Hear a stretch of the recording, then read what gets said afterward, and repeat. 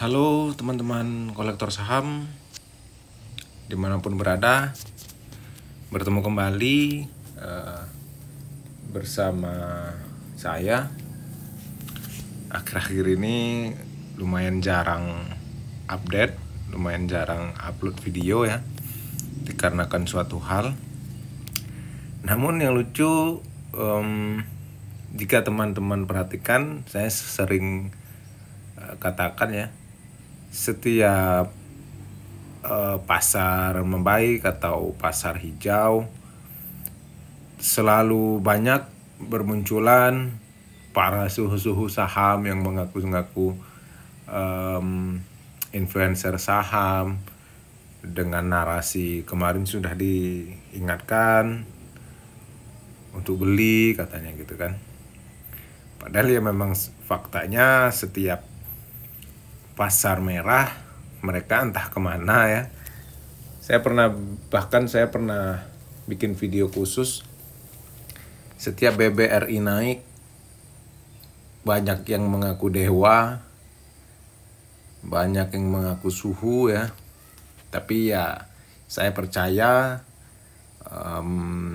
penonton dari kolektor saham semuanya sudah cermat, sudah cerdas, tidak mudah termakan narasi-narasi seperti itu ya. Saya percaya teman-teman semua juga punya planning yang kuat, punya portofolio yang sangat diperhitungkan ya, sangat detail. Oke, kali ini saya hanya coba membahas hasil-hasil dari RUPS kemarin, dimana saya hanya menghadiri yang RUPS BBRI ya. Nyesel juga kalau nggak ikut yang BMRI, souvenirnya lumayan ya. Nanti coba di tahun depan kalau ada rezeki, kalau ada kesempatan saya coba ikuti ketiganya. Karena jarang terjadi ini, jadi di 3 hari berturut-turut, BBRI hari Senin, BMRI Selasa, dan BNI-nya hari Rabu. Untuk saya yang tinggal jauh dari kota Jakarta, tentu hal-hal seperti itu sangat saya inginkan ya, karena dengan 3 hari beruntun saya bisa menghadiri semuanya. Kalau dulu bisa paling tidak 1 minggu itu jarak dari RUPS-nya gitu kan. Poinnya kemarin di RUPS BMRI, Bank Mandiri, yang mengejutkan tentu dari dividen, dan yang kedua pergantian dirut, wakil dirut ya, Bu Alexandra. Nah, namun menurut saya direksi pada bank-bank BUMN ini maksudnya bisa dikatakan tidak begitu mempengaruhi secara kinerja, karena asalkan dalam tanda kutip ya, mereka tidak berbuat hal yang negatif, selama mereka biasa-biasa saja, tidak akan ada mempengaruhi kinerja perusahaan. Karena bank-bank BUMN ini bekerja sesuai sistem.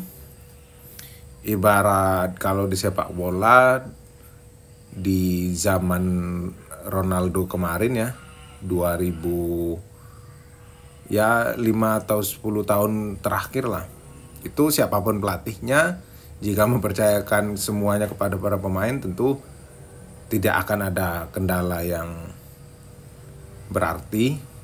Juara tetap juara karena sistemnya sudah berjalan. Seperti itu ya. Ini hanya asumsi karena saya melihatnya seperti itu. Yang kedua, kemarin ya tentu mengagetkan dividen. Bahkan di detik-detik sebelum ketok palu tentang dividen ini, saya sempat upload video itu ya. Paling 15 menit atau 10 menit sebelum ketok palu saya uploadnya. Prediksi saya justru dividen BMRI ini hampir sama dengan tahun kemarin, 360 ya. Tahun kemarin 358 gitu kalau nggak salah. Dimana itu adalah 8% di harga rata-rata saya di 4.400. Namun di luar ekspektasi, justru DPR yang diberikan melebihi ekspektasi saya, yaitu 78%, hampir 80% ya. Dimana jadinya persernya itu besaran 466. Saya juga kaget, tapi karena udah terlanjur diupload, ya mau bagaimana ya. Dengan hasil ini tentu saya mendapatkan dividen lebih dari 10% ya dari BMRI. Karena harga saya masuk itu 4.400. Sayangnya ketika saya membeli BMRI itu saya baru top up 10 juta. Itu saya pecah menjadi 3 karena saat itu saya hanya memiliki BBRI ya. Dan saya sudah memutuskan untuk tidak menambah jumlah lot kala itu. Jadi saya memutuskan untuk membeli BNI, BCA dan Mandiri, di mana BCA hanya sekitar 5 lot kalau nggak salah cuma dapat kemarin itu di 4.400. Dan ternyata seperti ini ya, alhamdulillah. Namun juga sayang sekali porsi BMRI kemarin sempat hanya segitu ya, karena saya berasumsi kemarin dengan 360 dividen yang akan dibagikan, tentu saya berharap harga sedikit tergoncang kemarin ya, sampai ke mendekati 4.000. Makanya saya hanya titip sendal di 5 lot itu di 4.400. Tapi ternyata kenyataannya melebihi ekspektasi. Dibilang ketinggalan kereta enggak juga, karena saya memang di BMRI tidak terlalu fokus seperti di BRI, hanya pengiring saja. Namun pada intinya menurut saya ini memang katalis positif. Namun jangan juga teman-teman terlalu terbawa suasana lalu menjadi agresif dan all in. Karena hari depan kita juga tidak tahu apa yang terjadi. Selalu sedia cash untuk memaksimalkan segala kondisi. Karena jika dibawa turun kembali, kita sudah siap dengan cash yang kita persiapkan. Namun yang jelas, dividen yang akan dibagikan itu adalah cuan pasti. Berapapun saham yang teman-teman miliki. Ini juga mengingatkan kita kembali kepada gonjang-ganjing Danantara ya, sebelumnya cukup booming. Secara tidak langsung ini juga menegaskan bahwa adanya Danantara kemarin itu memang akan menyedot dan menginginkan cash atau setoran yang lebih besar dari biasanya, dan semoga ini berlanjut ke tahun-tahun ke depan. Namun yang perlu diingat, dividen bisa dibagikan besar itu syaratnya perusahaan telah memiliki modal yang cukup demi keberlangsungan usaha ke depan tentu. Jangan hanya terus memaksakan. Maksudnya, oke, di tahun ini memang kecukupan modal di bank-bank BUMN sangat memadai. Bahkan CKPN telah di stok di awal tahun, di Januari kemarin ya. Makanya laba BRI anjlok. Itu sebenarnya bukan anjlok ya. Sebenarnya labanya juga tumbuh 1 digit. Namun untuk cadangan kerugian itu disiapkan di awal sekitar 4 triliun ya kalau nggak salah kemarin, yang membuat di Januari itu laba BRI hanya menyisakan 2 triliun saja. Jadi jika ke depan terus memaksakan membagikan dividen besar karena keperluan Danantara, tentu juga bukan hal yang baik. Namun kita selalu berdoa supaya memang modal dari usaha-usaha BUMN tersebut juga memang selalu cukup sehingga bisa terus membagikan dividen besar. Tentu kalau ditanya, kita memang juga menginginkan hal yang sama ya. Sebagai pemegang saham tentu ingin imbal hasil yang terus besar dari tahun-tahun sebelumnya. Oke, tidak ada kendala ya, BMRI sangat memuaskan.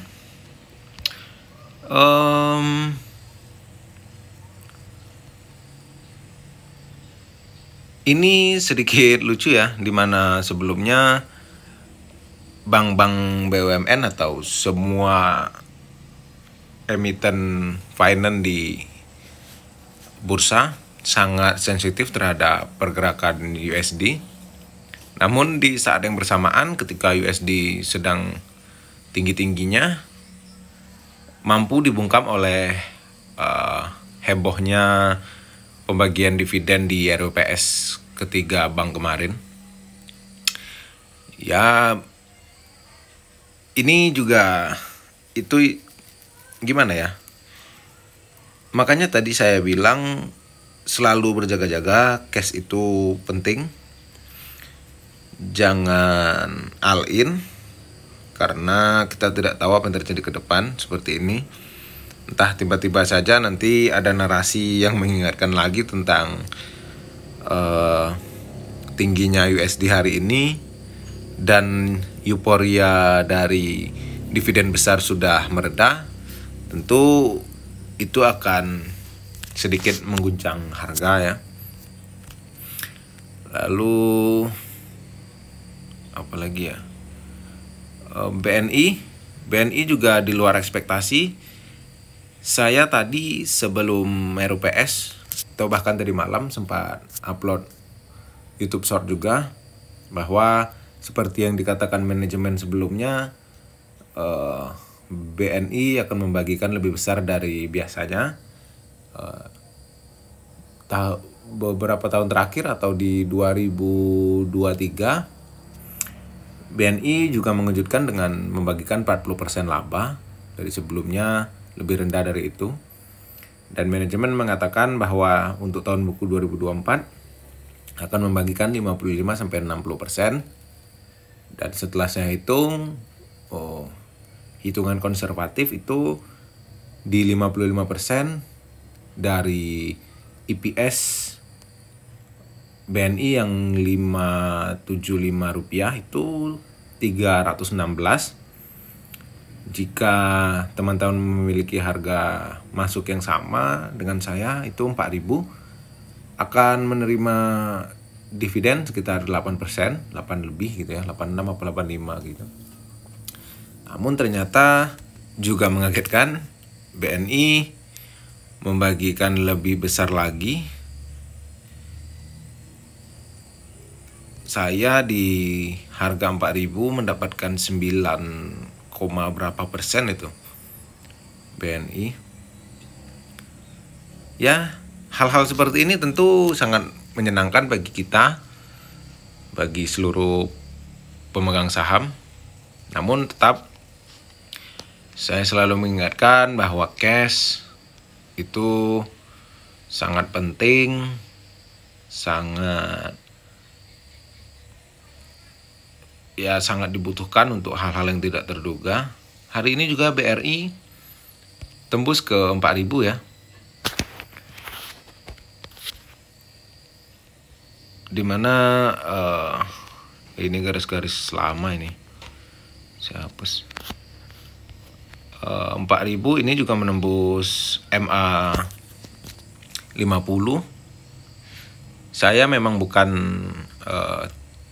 orang teknikal ya, namun saya sesekali juga menjadikan teknikal itu sebagai referensi, bukan pedoman utama ya.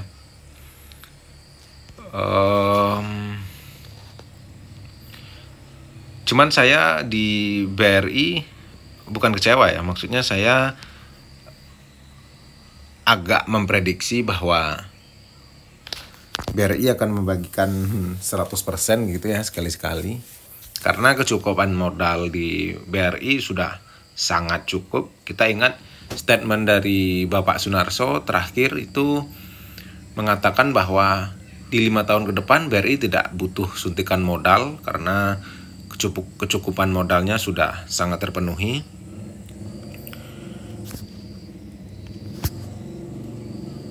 Lalu saya ini dapat di berapa persen ini BRI? Ini BRI adalah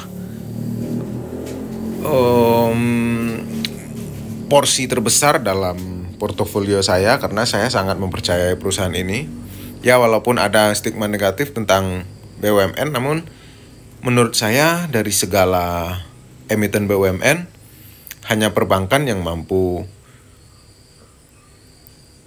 untuk dipercayai, untuk saya percayai. Sejauh ini saya sudah memegang BBRI ini berapa tahun ya? Dari 2021 setelah reg isu ya. Namun saya tidak ikut reg isunya. Ya semoga ke depan ini memang menjadi titik balik dari semua emiten keuangan di Indonesia, termasuk yang swasta juga. Saya tadi belum sempat cek BNGA, NISP, karena itu juga saham-saham yang bagus ya. Namun memiliki kategori yang berbeda dengan Big Bang ini. BCA saya kemarin lepas saya punya harga di 8.000. Dengan maksud saya ingin masuk lagi di BMRI itu menambah beberapa lot. Namun ternyata sampai closing market saya nggak dapat, saya antri di 3.700. Close-nya di 3.740 ya. Tapi oke lah, saya sudah sangat bersyukur dengan kepemilikan saham-saham di porto saya sekarang. Terakhir saya hanya memiliki 3 ya, BNI, BRI, dan BMRI. Dengan pertimbangan ya walaupun ada peluang dari capital gain BBCA dan saya mendapat di 8.000 itu, namun saya tidak ingin membebani pikiran saya karena saya hanya ingin fokus pada dividen yang mendekati 10%. Karena kalau BCA di 8.000 saya hanya mendapat dividen sekitar 3,75% gitu ya, termasuk dividen interim kemarin saya dapat itu. Jadi finalnya saya nggak ambil. Kalau dikatakan prediksi, menurut saya ini akan sedikit mengalami koreksi nanti ya, bank-bank ini menjelang hari Jumat, karena kita tahu setelah hari Jumat kita akan menjalani libur panjang sampai tanggal 8, bursa akan buka kembali. Dimana sebelum-sebelumnya pemikiran asing itu mereka tidak ingin uangnya terparkir sia-sia ya. 8 hari itu termasuk waktu yang lama. Semoga masih ada kesempatan kita untuk menambah posisi, karena ini sudah jelas dividen yang akan didapatkan berapa.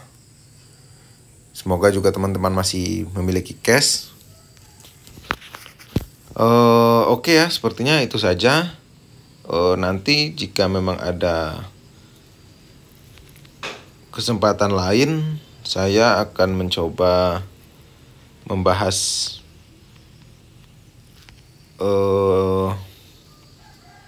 call ya, batu bara. Karena menurut saya ini juga sudah mulai melandai.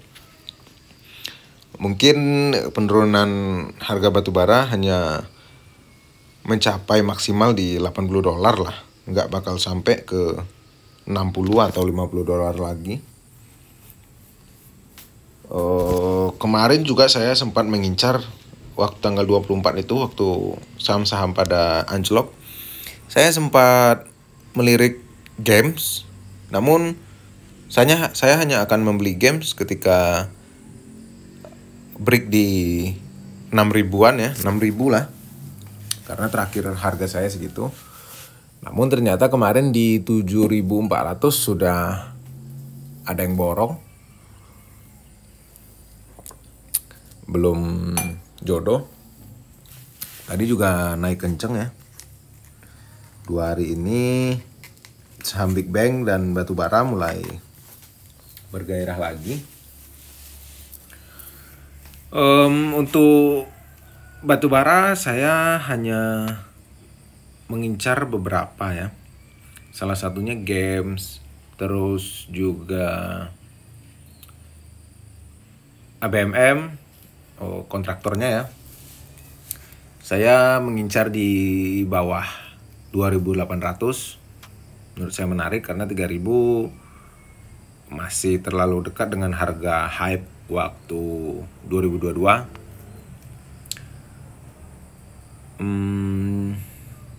Oke, itu dulu ya, sekian. Semoga kita bertemu lagi di video selanjutnya, dan semoga teman-teman yang portonya masih merah diberikan kesabaran dan diberikan rezeki berlebih supaya bisa terus averaging down dan tidak meninggalkan bursa, karena semua ini adalah dinamika pasar yang sangat biasa. Sampai jumpa lagi. Terima kasih sudah menonton.